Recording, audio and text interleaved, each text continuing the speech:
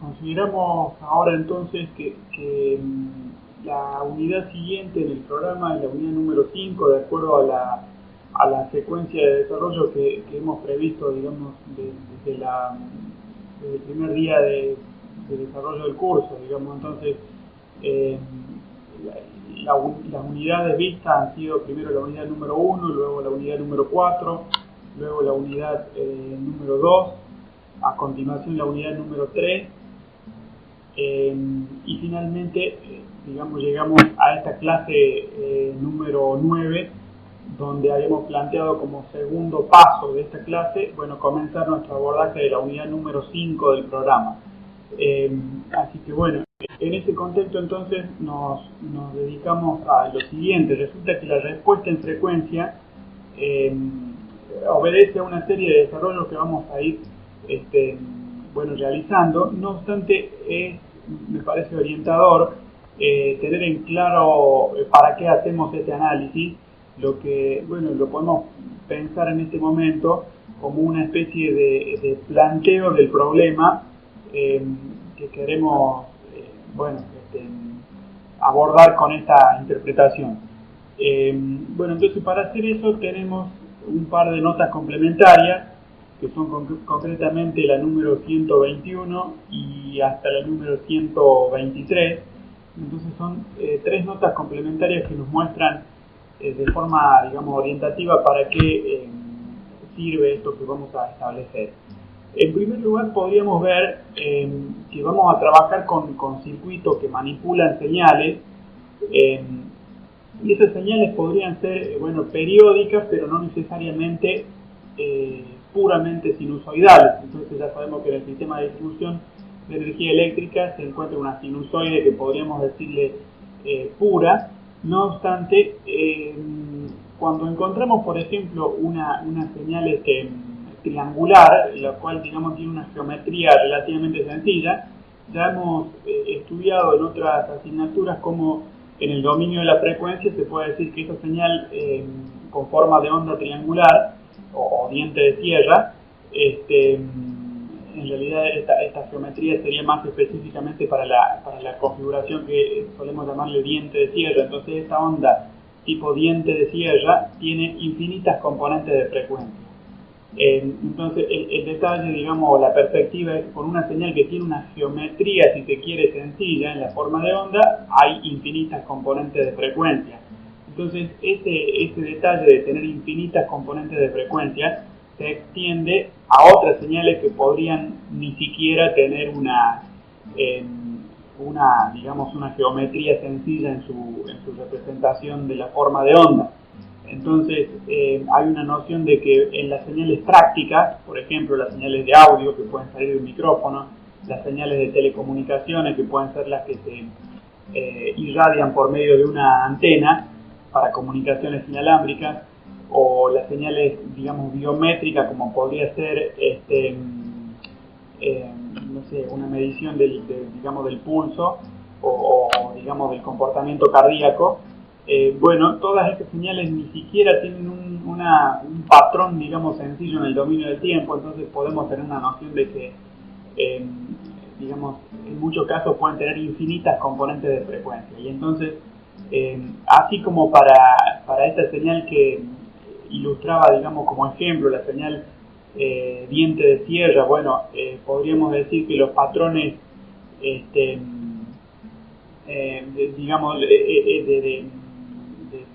descomposición en el dominio de la frecuencia tiene un modelo matemático, digamos, que se puede, digamos, tratar o se puede incluso modelar matemáticamente.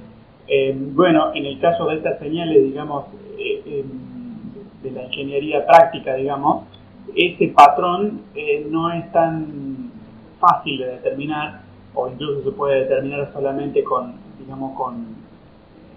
un procesamiento, digamos, estocástico, con una base aleatoria, quiero decir. Bien, o sea, tienen un componente aleatorio, a eso me refería. Bien, entonces la idea es que a la señal, a este tipo de señales, o en este contexto, nos convendría estudiar el circuito no por medio de de la respuesta temporal tal como hemos logrado hacer, digamos, a lo largo de los desarrollos previos en el curso, sino por medio del estudio en el dominio de la frecuencia, ya que sabemos que existe una interrelación entre las señales caracterizadas en el dominio del tiempo y lo que se puede obtener como caracterización de la misma señal en el dominio de la frecuencia.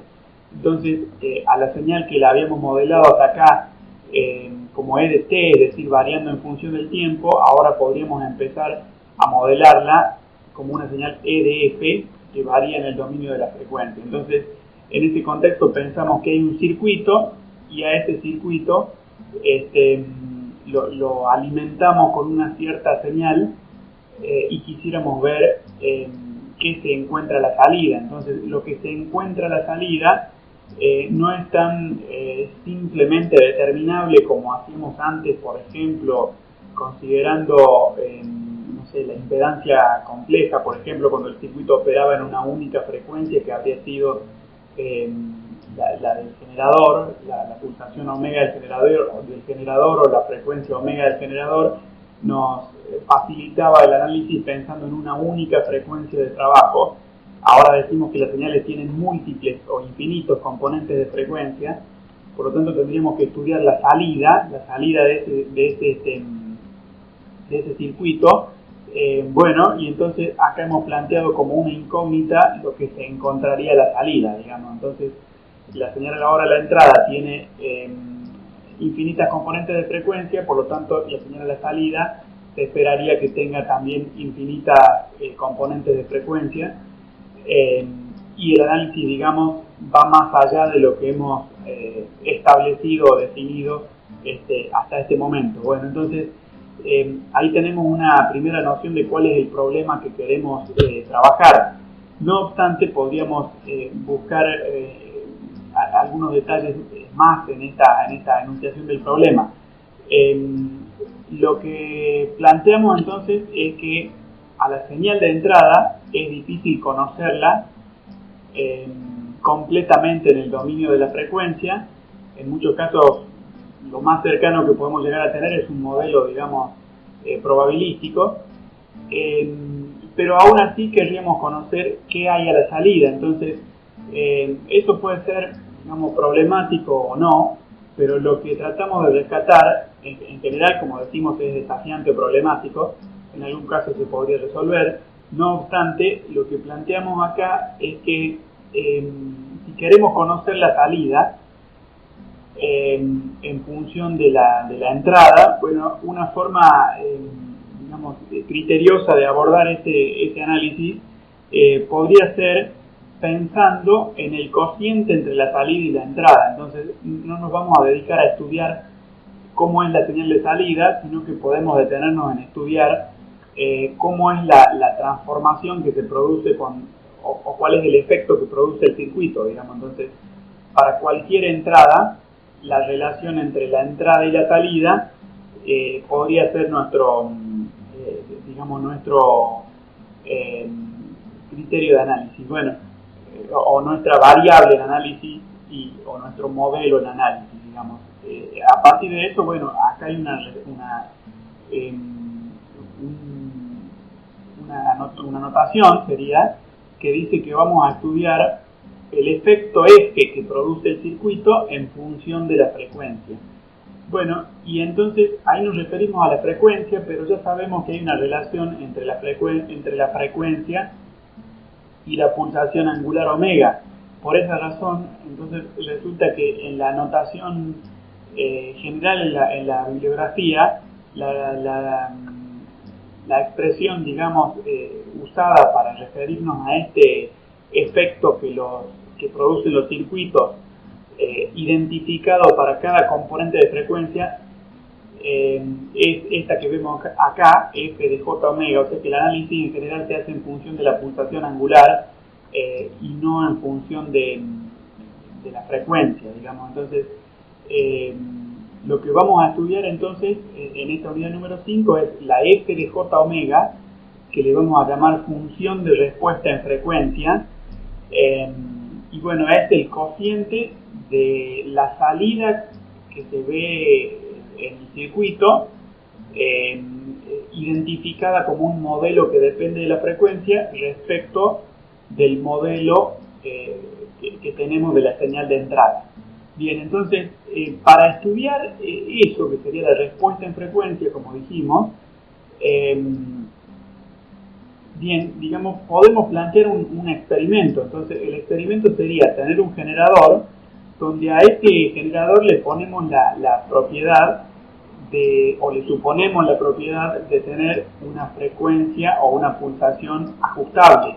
Entonces, la idea es que, digamos, podemos decir secuencialmente o paulatinamente vamos ensayando el circuito con una sinusoide de distintos valores de frecuencia, y en función de eso vamos, digamos, observando la salida. La representación más intuitiva de observar la salida, bueno, sería suponer este voltímetro en el puerto de salida. No obstante, es evidente que algo más elaborado sería instalar un osciloscopio o incluso un analizador de espectro, digamos, pero con el voltímetro ya sabemos que podríamos medir en general el valor eficaz de la sinusoide de salida. Entonces el osciloscopio nos daría información de la fase, etcétera. Por lo tanto, digamos, este experimento usualmente se haría con un osciloscopio en lugar de un voltímetro, pero el concepto es el que estamos diciendo. O sea, un concepto sería poner una fuente, ajustar la frecuencia, hacer lo que conocemos ya desde otras asignaturas como un barrido en frecuencia. Hacemos un barrido en frecuencia y para cada valor de análisis vamos, bueno, no sé, tabulando el resultado, y así podríamos, digamos, medir la f de j omega. Bueno, respecto de la f de j omega hay un detalle, digamos, que a su vez se corresponde con el concepto de usar un osciloscopio en lugar de un voltímetro, digamos, elemental. Entonces, en el voltímetro, perdón, en el osciloscopio podríamos observar, por ejemplo, la amplitud de la sinusoide de salida y la fase de la sinusoide de salida ante una cierta señal de entrada que dijimos que tiene una pulsación, acá la hemos simbolizada con omega 1, que se va ajustando gradualmente. Entonces, a partir de eso resulta que se conoce que la f de j omega, o sea, la función de respuesta en frecuencia, en realidad pertenece a los números complejos, por lo tanto tiene un módulo y una fase. Entonces, de ahí que resulta que para estudiar el módulo lo vamos a ir descubriendo, digamos, gradualmente, pero para estudiar el módulo nos interesaría este cociente, el cociente de las amplitudes entre salida y entrada, pero para estudiar la fase nos interesaría la diferencia entre la fase de la sinusoide de entrada y la fase de la sinusoide de salida. Es por esa razón, digamos, que bueno, sería más propio medir con un osciloscopio en lugar de medir con un simple voltímetro. Pero digamos, este experimento es sumamente ilustrativo de qué información queremos obtener del circuito. No obstante, aunque el experimento se puede hacer y en algunos casos, digamos, es la única opción práctica, pero en otros casos el circuito permite un análisis, digamos, un estudio analítico, es decir, en lugar de medir la función de respuesta en frecuencia, podríamos calcularla. Y bueno, eso es algo que vamos a ir digamos, ilustrando con los sucesivos pasos que, digamos, que provienen de ir desarrollando el programa del curso respecto a esta unidad número 5. Bien, o sea que, digamos, quisiéramos aprender a calcular la función de respuesta en frecuencia y no solamente a medirla. Bueno, a calcularla, a interpretarla, bueno, y a elaborar conclusiones en función de ella. Bien, entonces, a partir de eso, podemos decir que nuestro siguiente,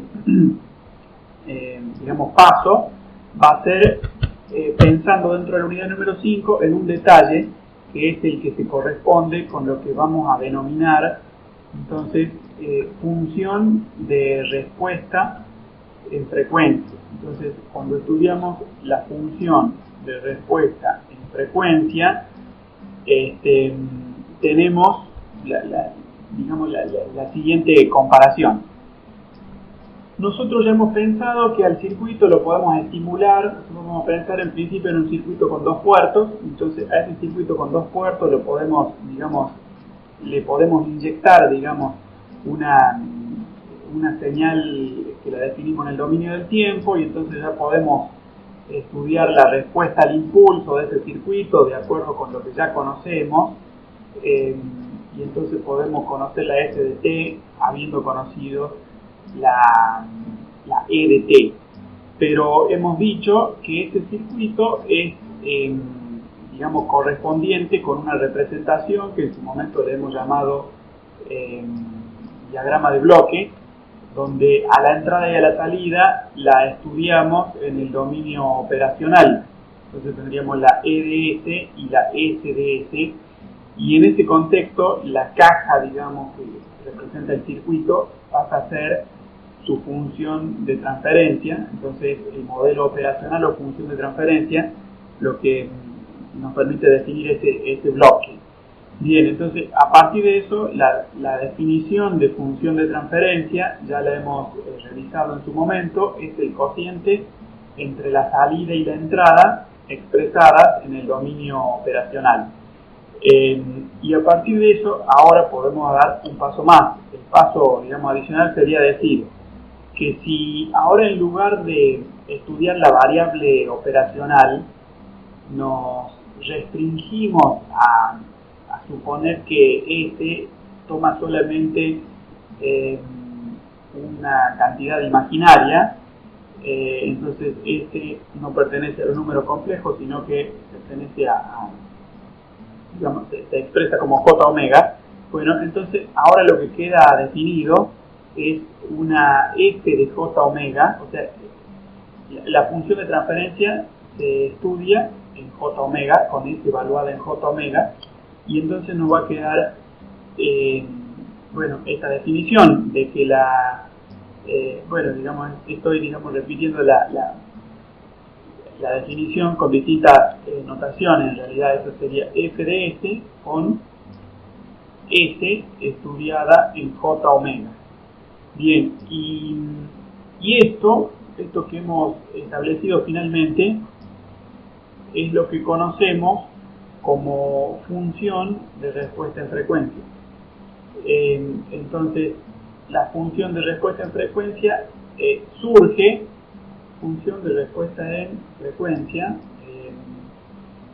la función de respuesta en frecuencia surge de estudiar surge de estudiar la función de transferencia y luego de evaluar la función de transferencia en S igual a J omega. Y entonces al hacer eso hay una definición que está implícita, y es que el análisis que estamos por hacer podemos decir que se hace suponiendo lo que sería el estado de régimen. Entonces tengan en cuenta un detalle importante. Se puede hablar, es relativamente intuitivo hablar de estado de régimen cuando el circuito lo operamos en corriente continua, esperamos que se desarrolle el transitorio. Cuando el transitorio se desvanece, nos queda el estado de régimen en ese circuito, pero el circuito de pronto podría ser alimentado en corriente alterna, y entonces en un determinado circuito, voy a escribir esto a modo de ejemplo, y a continuación lo voy a borrar, pero supongamos que en un cierto circuito teníamos una señal B de t que era una sinusoide así, y supongamos que teníamos que la corriente estaba, sé, por dar un ejemplo, estaba retrasada, supongamos de esta forma. Sería algo así. Bueno, algo así. Entonces, en realidad la señal podríamos, bueno, supongamos, pongo las etiquetas, digamos, supongamos que esta era la BDT y supongamos que esta en color naranja era la corriente IDT. Bueno, si en el eje horizontal tenemos el tiempo y acá estaba el tiempo cero en el que empezaba a funcionar el circuito, esta corriente habría desarrollado un cierto comportamiento transitorio hasta que finalmente se apega a la definición de desfasaje que hemos visto, por ejemplo, en la unidad número 4 del programa. Entonces, lo que quiero hacer notar es que, digamos, en rigor no se vería el trazo en color naranja, sino que se vería un trazo tal como el color blanco, donde se desarrolla un cierto comportamiento transitorio y a partir de eso surge realmente la sinusoide, digamos, de acuerdo al valor de fase que hubiera resultado para ese circuito en particular. Pero bueno, a este concepto lo hemos visto en otro momento, simplemente quiero hacer notar que aun cuando el circuito se opera con señales variantes en el tiempo, aún en ese caso hay un comportamiento transitorio que se puede estudiar y se puede, digamos, caracterizar. Bueno, entonces, a partir de ahí, nuestro caso ya no es tan simple como el de una única sinusoide, sino que podríamos tener infinitas sinusoides que, de acuerdo a lo que ustedes ya han estudiado por medio de la transformada de Fourier, etcétera, entonces, de acuerdo a esa interpretación de que en una señal hay distintas componentes de frecuencia para definirla, podemos decir que hay infinitas componentes de frecuencia que están, digamos, excitando el circuito. Por lo tanto, digamos, este mismo ejemplo que acabo de borrar se puede, digamos, generalizar respecto de todas las componentes de frecuencia que modelan la señal de entrada, que ahora estamos, digamos, modelando como EDT. Bueno, pero el comentario finalmente entonces que las definiciones que nosotros vamos a dar, en rigor, están establecidos para lo que se conoce como estado de régimen, y por lo tanto este estudio de la respuesta en frecuencia podemos decir que no considera el comportamiento transitorio. Bien, a partir de eso podemos comenzar a trabajar desde una perspectiva más analítica o más matemática, digamos. Podemos ver cómo la función de respuesta en frecuencia, la f de j omega, digamos que como S se evalúa en una, digamos, en el dominio imaginario, la f de j omega termina teniendo una parte real y también una parte imaginaria. Una parte real entonces y una parte imaginaria donde usamos la variable j para referenciarla. Entonces la f de j omega tiene parte real y tiene parte imaginaria. Eso es lo que termina diciendo esta ecuación. Y bueno, como explicamos, se define por medio del cociente S de j omega sobre E de j omega. Bien, a partir de eso tenemos que, si está digamos, expresada como que pertenece a los números complejos, eso lo dijimos en la nota complementaria anterior, en la número 123. Bueno, si f de j omega pertenece a los números complejos, resulta que podemos estudiar su módulo y su fase. Bueno, entonces para estudiar, si les parece, el módulo el módulo de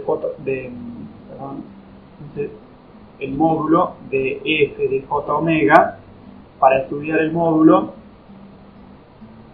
podemos usar, digamos, la relación al fin y al cabo de Pitágoras. Entonces esta definición tiene que ver con una raíz cuadrada. Bueno, entonces la raíz cuadrada sería la parte real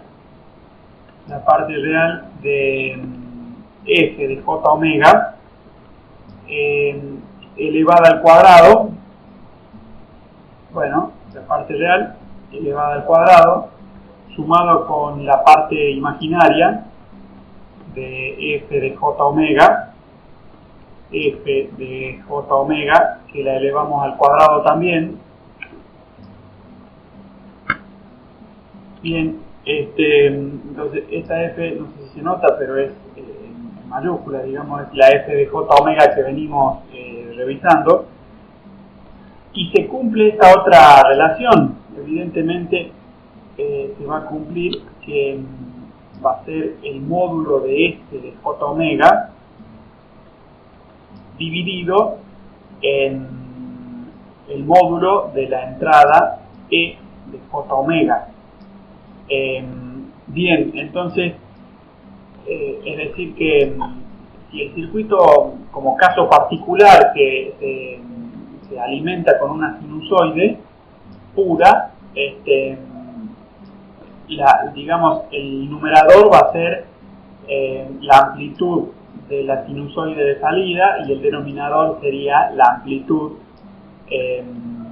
de la sinusoide de entrada. Entonces esto se correspondía por su parte con el modelo que habíamos sugerido en la nota complementaria 123, BO prima, perdón, máxima dividido en B sub I máxima. Pero bueno, esta definición es un caso particular, por eso pues no la mantengo como definición.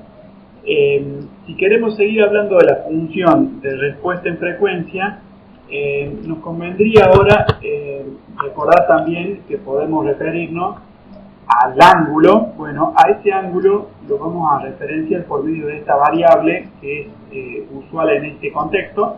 Entonces la letra phi escrita de acuerdo a su variación, digamos, entonces la letra griega phi, que nos ayuda, digamos, para definir con una notación que es sumamente usual lo siguiente. Phi se define entonces como el ángulo de la f de j omega. Entonces no vamos a poner la palabra ANG como dice acá con los corchetes, sino que directamente nos vamos a referir a esta notación que usa la letra phi. Bueno, pero siendo más práctico podemos decir que es el arco tangente de este cociente. Bueno, el cociente que se observa entre la parte imaginaria, o sea, por trigonometría podemos decir que es la parte imaginaria de f de j omega dividido en la parte real de f de j omega. Entonces con eso podemos completar nuestra definición digamos general de la función de respuesta en frecuencia, pero hay algunas observaciones que podemos decir ahora. Entonces fíjense, vamos a hacer esta comparación.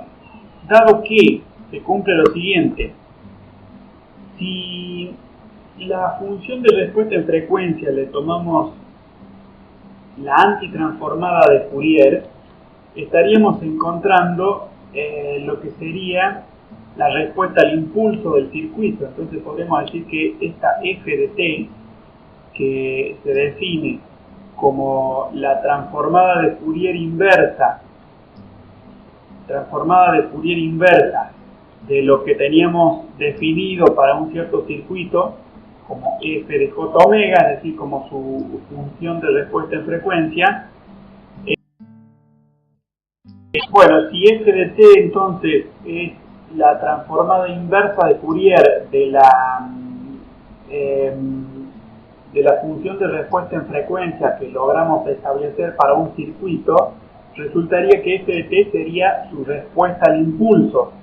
Y bueno, entonces esta respuesta al impulso resulta que para un circuito, digamos, práctico para un circuito realizable, podemos decir que siempre es real.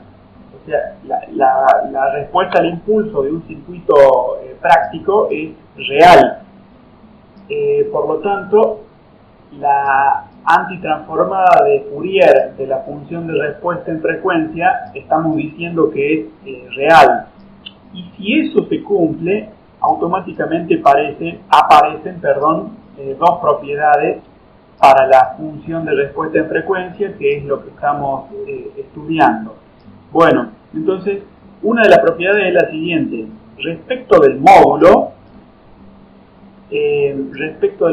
podemos decir que tiene entonces simetría par. Bueno, entonces el módulo tiene simetría par. Eso resulta lo siguiente.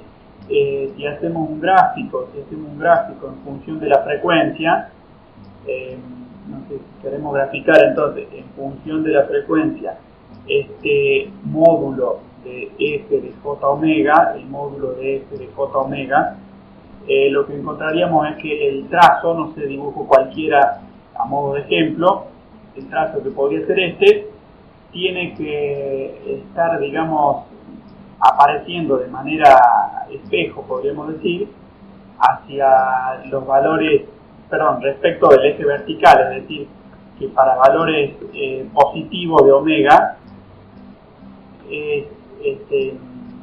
digamos, el reflejo de lo que se ve en los valores positivos, en los valores negativos de omega. Bueno, cuando hablamos de omega podríamos decir que también hacemos el análisis respecto de la frecuencia. Pero bueno, esa sería la propiedad entonces de simetría par que se da para el módulo.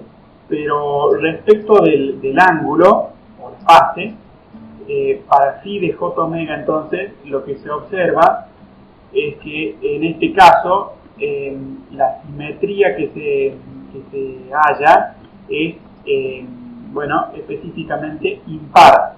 Entonces la función phi de j omega, que es el ángulo de la función de respuesta en frecuencia, muestra una simetría impar. Entonces, una vez más, respecto de la representación gráfica, podemos hacer un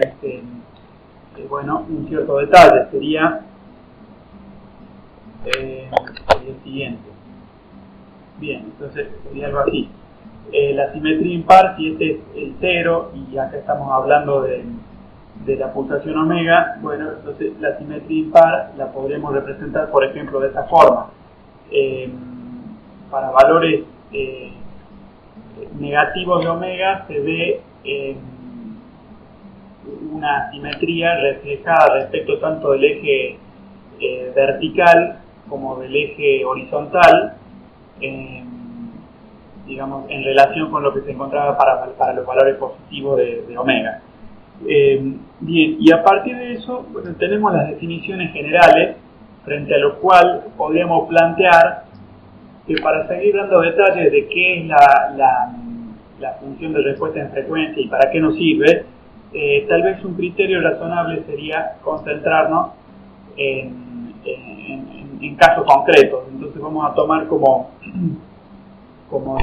referencia en este momento, si les parece, un primer circuito que vamos a analizar, que da lugar, digamos, a toda una variedad de circuitos que son específicamente los que tienen primer orden. Entonces vamos a hablar de que nos referimos a un sistema de primer orden.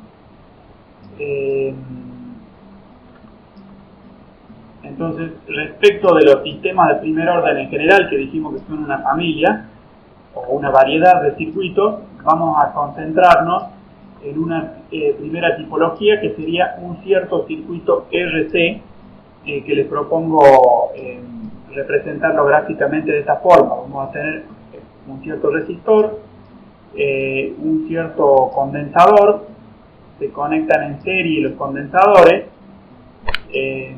Bueno, hacemos aquí entonces los dos condensadores. Bien, y entonces a partir de eso resulta que no vamos a graficar la fuente.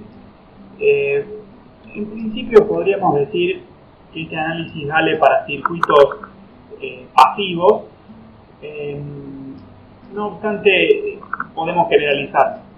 En este circuito entonces tenemos la resistencia R, el condensador modelado en el dominio operacional de Laplace, 1 sobre SC. Tenemos B1 de S como la señal de entrada. Tenemos B sub 2 de S como la señal de salida.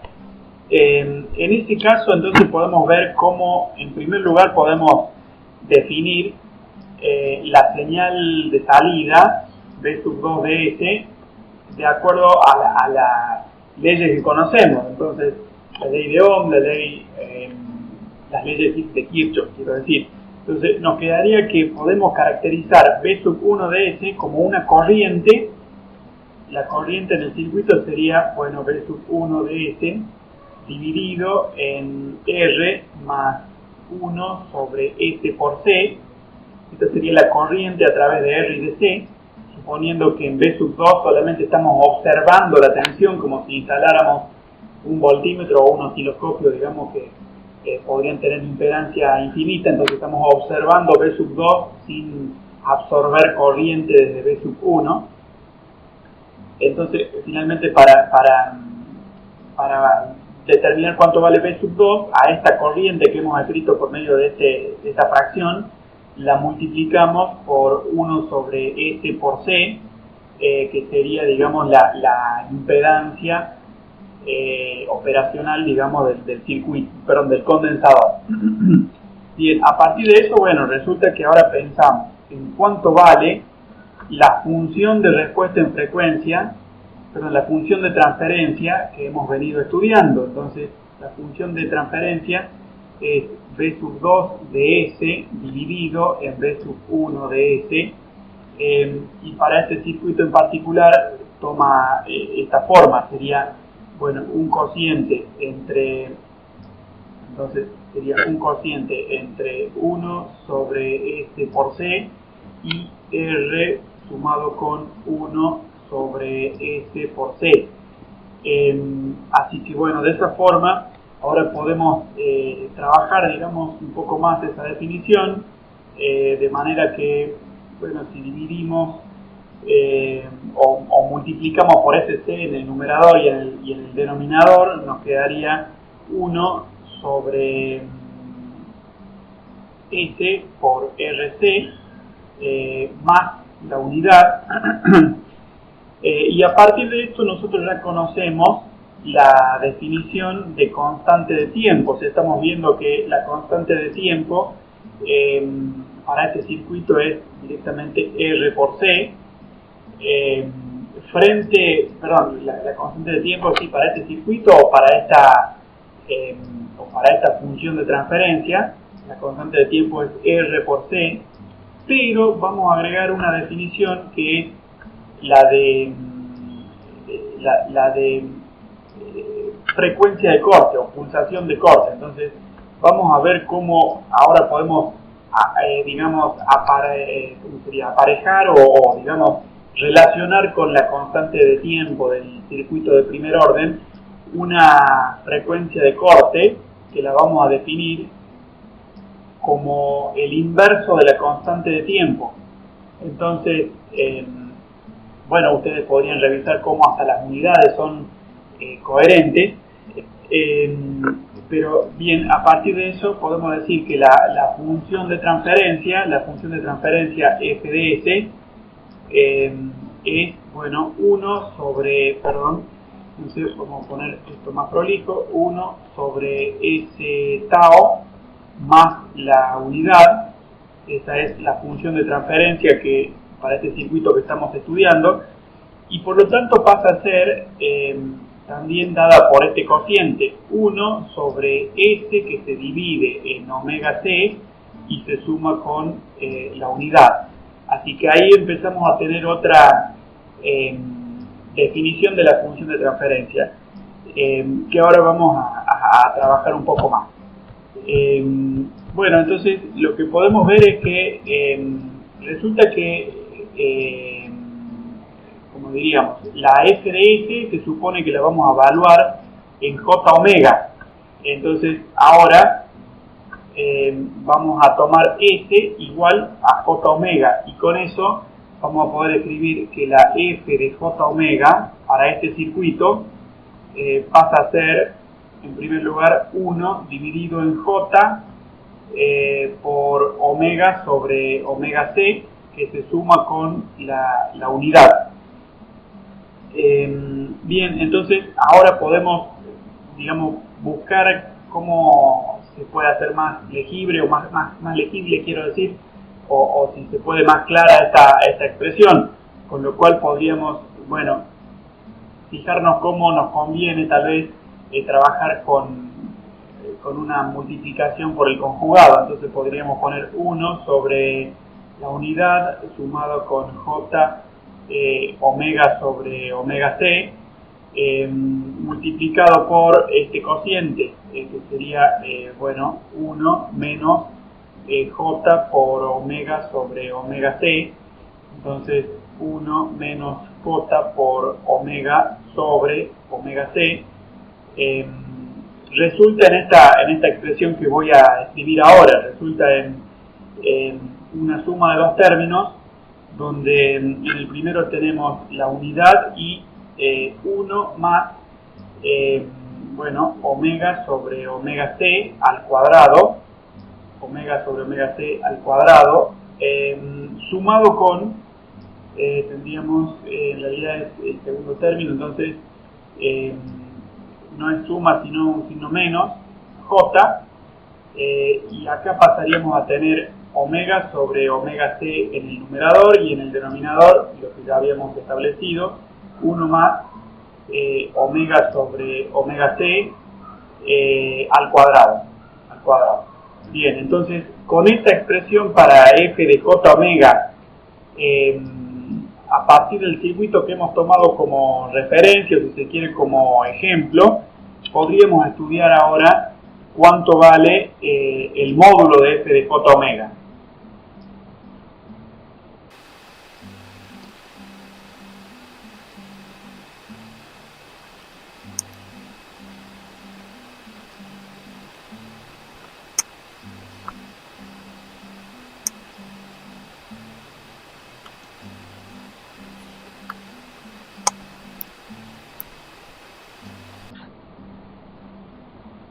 Bien, entonces, ahora respecto del ángulo, o de la respuesta respecto de la fase, podemos decir que phi de j omega resulta dada por el arco tangente de menos omega sobre omega c. Bien, entonces, ahí tenemos la posibilidad de referirnos a dos uso, digamos, corriente también respecto de la terminología. Entonces, la función de respuesta en frecuencia, podemos decir que tiene dos componentes.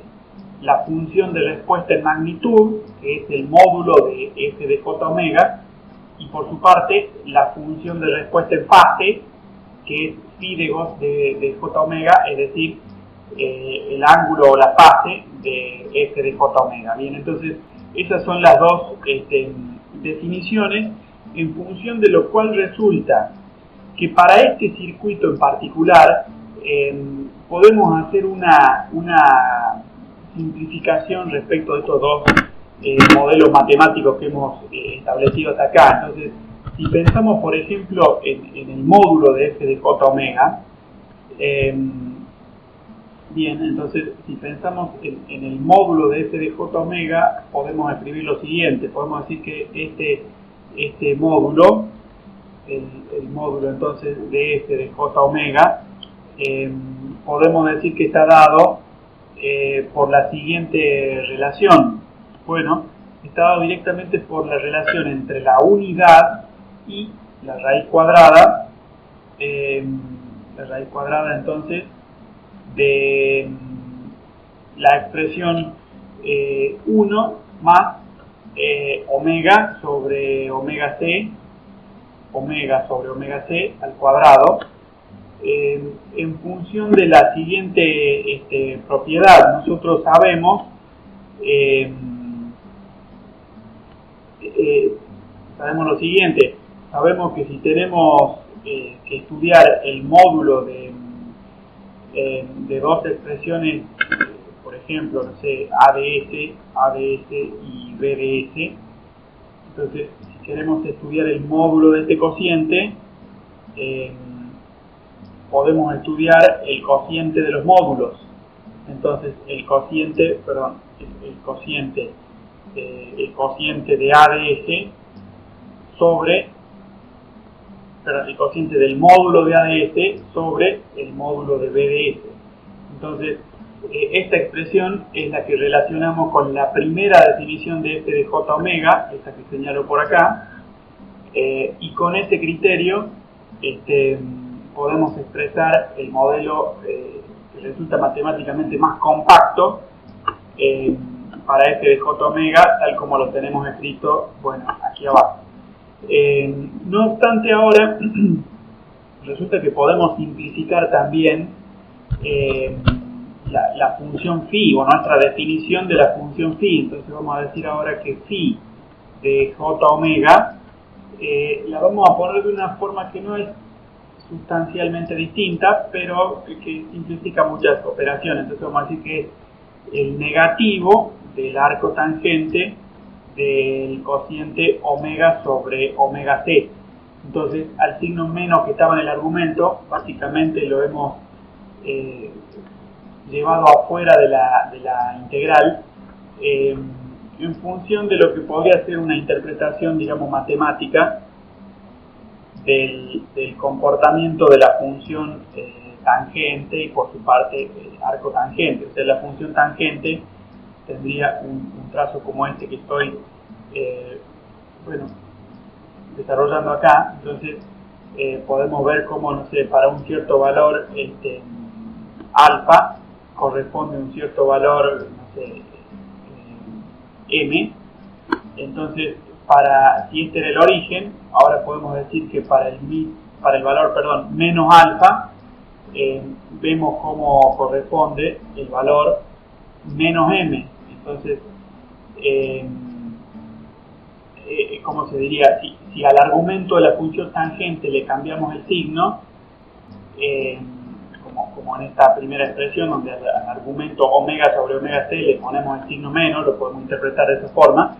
Es lo mismo que al argumento sin cambiar el signo, lo tomamos dentro de la función arco tangente y finalmente, digamos,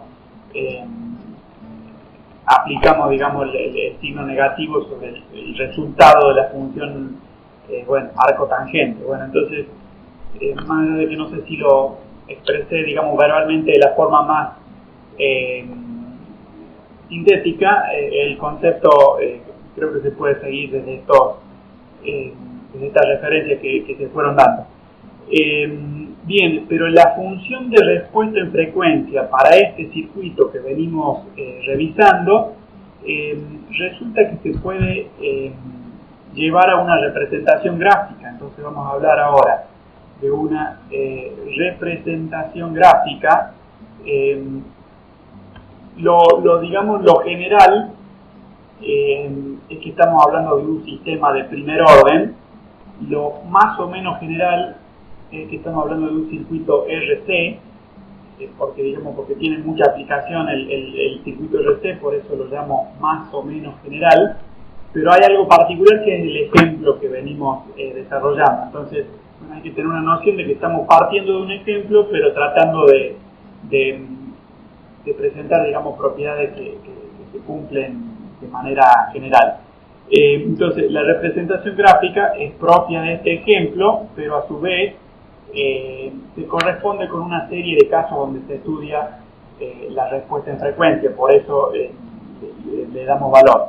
Entonces, la representación gráfica la tenemos estudiada en una nota complementaria que es específicamente la número 124, con lo cual podemos revisarla en este momento. Resulta que de acuerdo a los modelos F de J omega que hemos venido viendo hasta este momento, o sea, de acuerdo al modelo matemático que acabamos de escribir para F de J omega, podemos ver qué pasa, por ejemplo, cuando omega tiende a 0. Entonces, cuando omega tiende a 0, encontramos lo siguiente.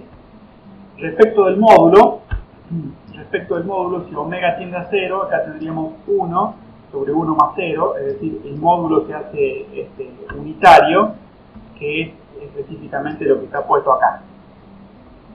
Bueno, lo que está puesto acá. Bien, respecto de la fase, cuando omega se hace 0, podríamos ver cómo si la función arcotangente es esta, entonces tendríamos arco tangente de 0, es decir, estaríamos buscando el arco tangente del cruce entre la curva de la función tangente y el sistema de ejes, o sea, eso es 0. Entonces, así se verifica también, digamos, cuando omega vale 0, la fase vale 0. Luego, otro caso, digamos, relativamente intuitivo, o por lo menos introductorio, si pensamos en el modelo matemático, es pensar qué ocurre cuando omega tiende a infinito. Bien, si omega tiende a infinito, en el módulo encontramos este detalle. Entonces, en el módulo vemos que si omega tiende a infinito, el denominador se hace infinito, por lo tanto el módulo tiende a 0. Luego, cuando omega tiende a infinito, el arco tangente de infinito, podríamos ver cómo se corresponde con estos 90 grados centígrados. Perdón, no centígrados, sino sexagesimales. Entonces, esto sería el ángulo alfa de 90 grados sexagesimales estudiado respecto del trazo de la función tangente, y bueno, con esas dos interpretaciones podemos ver cómo se corresponden estos valores de tabla. Pero hay un valor interesante también, y es el que resulta de pensar qué ocurre cuando omega c tiende a cuando omega tiende a omega c.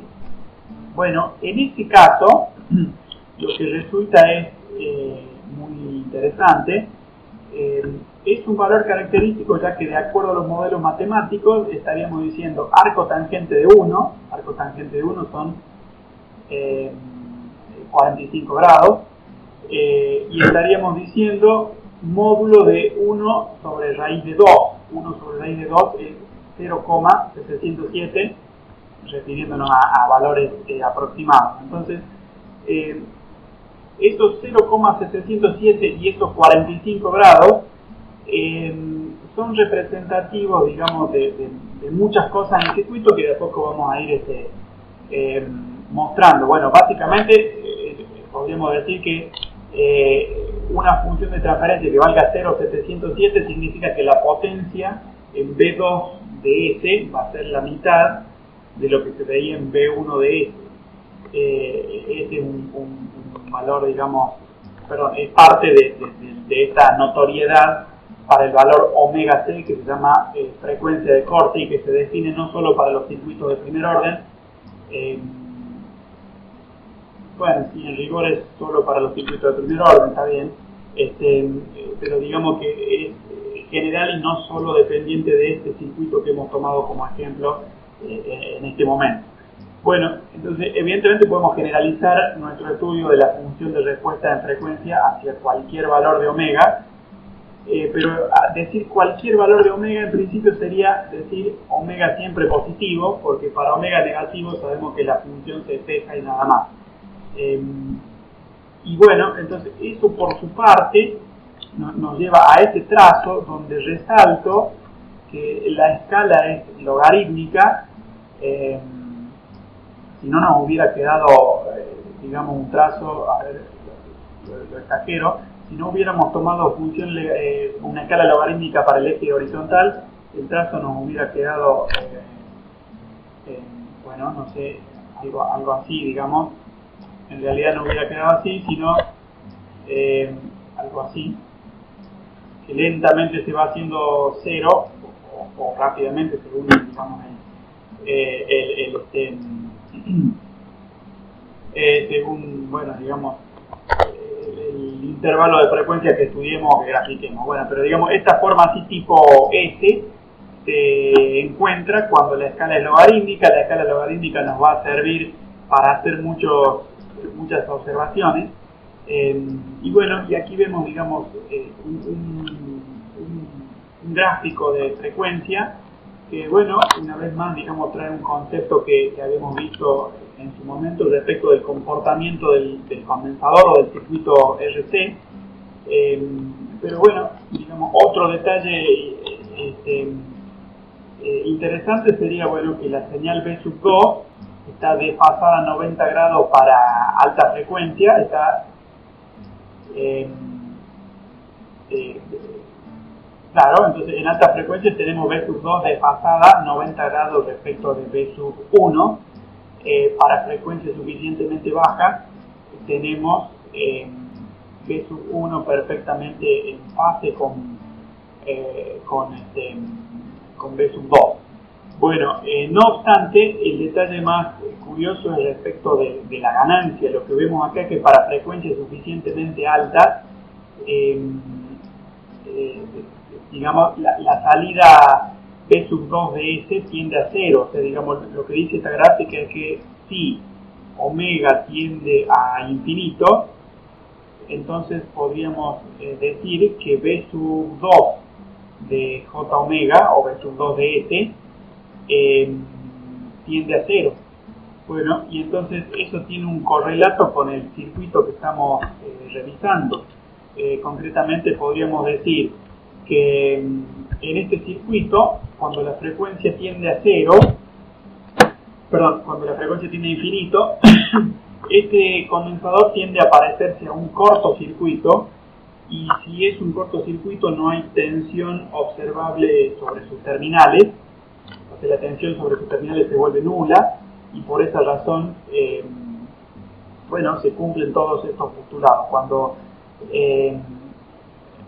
vimos, digamos, de acuerdo a la gráfica, que en frecuencias altas la F de J omega está muy relacionada a la F de S, al punto de que vamos a trabajar, digamos, continuamente desde el punto de vista operativo y a su vez digamos, respecto a la ejercitación práctica, vamos a hablar continuamente en dos dominios, digamos, casi alternativos. Desde el punto de vista práctico, dominios alternativos. En rigor no son los mismos, pero en la práctica nos sirven para hacer los mismos cálculos, podríamos decir. Entonces vamos a hablar indistintamente en muchos casos de la F de J omega o de la F de S. Bueno, lo que mostraba la gráfica de recién es que la F de S se hacía 0 en alta frecuencia, y bueno, si esta F de S se hace 0, bueno, se está mostrando también como B sub 2 se hace 0, que a su vez lo acabamos de ver por medio del cortocircuito en el condensador. Bueno, entonces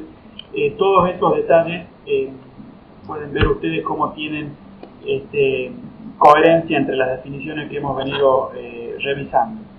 En este contexto podemos referirnos ahora a otro sistema de primer orden.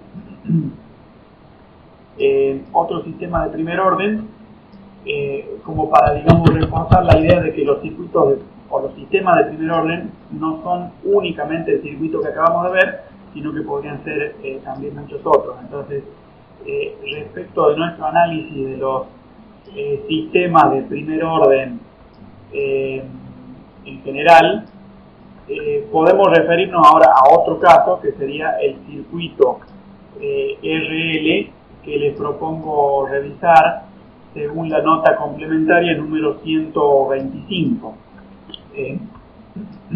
Bien, de esta forma entonces encontramos este detalle. El circuito RL lo planteamos de esta forma. Está, bueno, B sub 1 de S, B sub 2 de S, el resistor R, el inductor L, la señal de entrada, la señal de salida, tal como dijimos. Bueno, la función de transferencia, como siempre, es el cociente.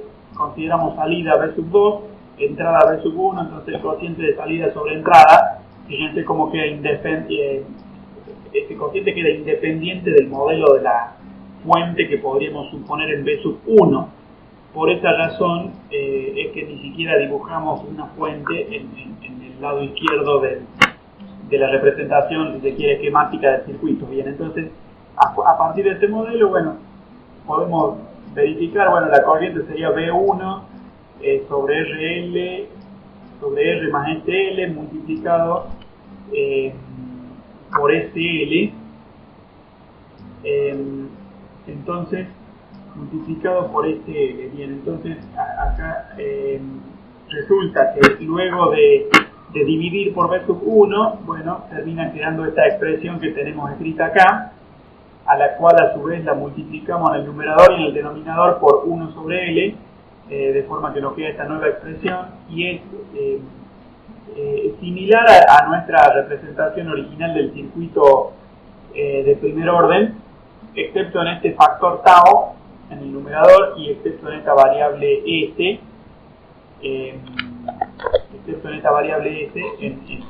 digamos como factor. Bueno, no obstante, igualmente podemos hablar de una constante de tiempo tau e igualmente podemos hablar, por definición, de una frecuencia de corte omega c. Bueno, entonces, a partir de eso, tenemos una primera revisión de la función de respuesta en frecuencia de los circuitos de primer orden. No obstante, vamos a agregar otro concepto sumamente interesante y de mucha utilidad. El concepto es lo que vamos a denominar ganancia estática. Entonces, para hablar ahora de la ganancia estática, vamos a decir en primer lugar que a esa definición nosotros la vamos a hacer corresponder con lo que se denomina también ganancia en corriente continua. Entonces la ganancia en corriente continua o en DC, de acuerdo con buena parte de la bibliografía, y le llaman así, ganancia en DC. Bueno, podríamos decir que bueno, K es K, una constante K, definida como el límite de la función de transferencia, el límite de la función de transferencia B sub 2 de S sobre B sub 1 de S, cuando S tiende a 0. Entonces, esa es la ganancia estática, que ahora podemos revisar en función de un ejemplo. Vamos a hablar entonces de este ejemplo. Vamos a poner un circuito, bueno, podría ser un circuito RC, pero con un componente adicional. Vamos a poner entonces acá el resistor R2 como agregado al resistor R1. De esta forma vamos a poner entonces un condensador y digamos en esta construcción finalmente queda determinada, digamos, la interconexión que proponemos como ejemplo para estudiar las relaciones entre B sub 1 de S y B sub 2 de S y B sub 2 de S, mientras que el condensador se modela como 1 sobre SC en el dominio operacional. Y en la función de transferencia la vamos a definir como el cociente B sub 2 de S sobre B sub 1 de S, la cual estaría dada por esta construcción. Bueno, sería R1 sumado con este cociente. A ver, podríamos escribir así este cociente. Podría ser, bueno, R1 por 1 sobre S por C1, S por C, sumado en R1 más 1 sobre SC. En realidad la que está en paralelo con C es R2, entonces sería R2, entonces R2 por 1 sobre SC sobre R2 más 1 sobre SC, y en el numerador tendríamos, bueno, R2 por 1 sobre SC dividido en R2 que se suma con 1 sobre SC. Bueno, entonces con esta expresión podríamos trabajar un poco más. Podríamos tomar como denominador R2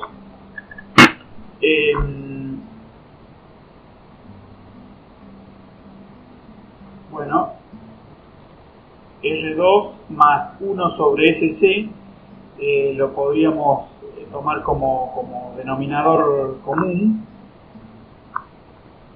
y de esa forma a su vez podríamos hacer una simplificación. Bueno, entonces nos quedaría esto, R2 sobre 1 más SC. Si lo tomamos como, digamos, si reformulamos el primer término, el de R1, para que nos quede el siguiente denominador común, de manera que finalmente podamos simplificarlo, bueno, este primer término se convertiría en R1 por R2 más R1 por 1 sobre SC, y se sumaría con R2 por 1 sobre SC, mientras que en el numerador habría quedado directamente R2 por 1 sobre SC. Bien, entonces hemos extendido este denominador R2 más 1 sobre SC sobre el primer término, y de esa forma hemos podido, digamos, simplificarlo para que nos quede la expresión que está en el extremo derecho de la pantalla.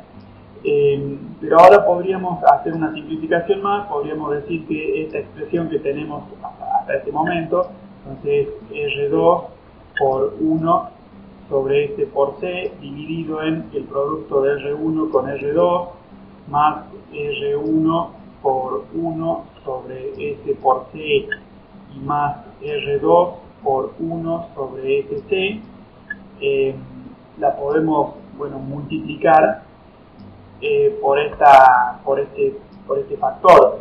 Básicamente multiplicaríamos por SC y dividiríamos por R1 más R2, bien. Entonces, si hacemos esta operatoria, la expresión que resulta es bastante amigable, se podría decir. Entonces podríamos decir que nos queda la expresión de R1 en paralelo con R2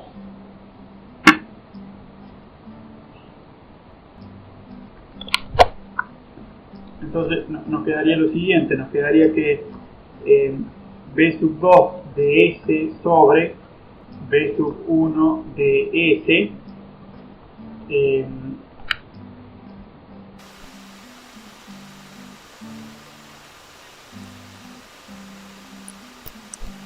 bueno, en esta expresión hemos llegado a una forma matemáticamente bastante, digamos, manejable para la función de transferencia, digamos, B sub 2 dividido en B sub 1.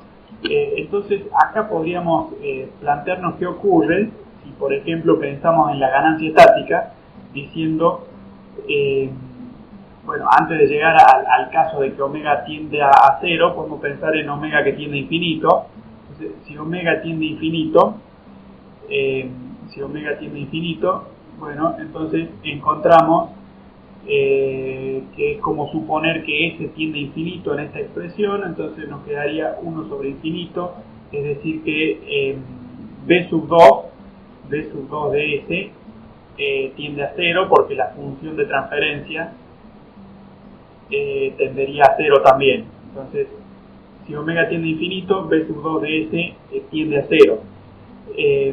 Luego, ahora sí, si omega tiende a 0, que sería el concepto de ganancia en corriente continua, si omega tiende a 0, lo que veríamos es que el primer término se desvanece en este modelo matemático que hemos llegado a escribir, y nos quedaría que la respuesta o la ganancia es unitaria, con lo cual podríamos decir